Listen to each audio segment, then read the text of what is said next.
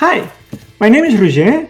I'm a scientist living in Montreal, and welcome to my channel, Cellulin Science for Everyone.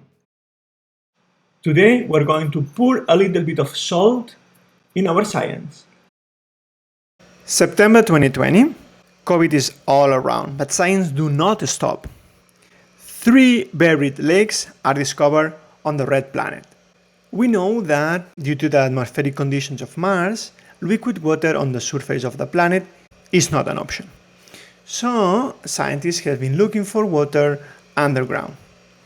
In 2020, it was confirmed that there were 3 lakes underground, and the conditions of these lakes are not exactly what you imagine.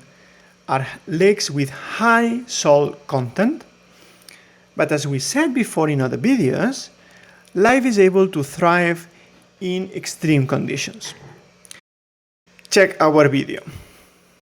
The extremophiles that are able to live in high salt content are called halophiles.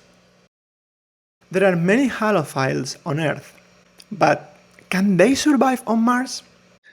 Well, we will not be able to answer this question for sure until we go there. But we can have some ideas, we can have some clues or what we can find. And the truth is that where these 3 lakes are located, it's an area that another lake was previously located. So it's below the icy caps, and we know a little bit of the temperatures at which these areas are exposed. Then, in a paper published on May of the same year, 2020, researchers discussed the fact that the temperatures at which the salty waters are going to be exposed are not enough to sustain life. So they are at a range to sustain life for a period of time during each day, but that won't be enough to sustain life long term. Does it mean that there is no life? Well, it means that the life that we can imagine and that we know, it cannot survive on these conditions. And that's something important about science. Science evolves with time. We now may not get the answer that we desire. We get the answer that the current technology allows us to get.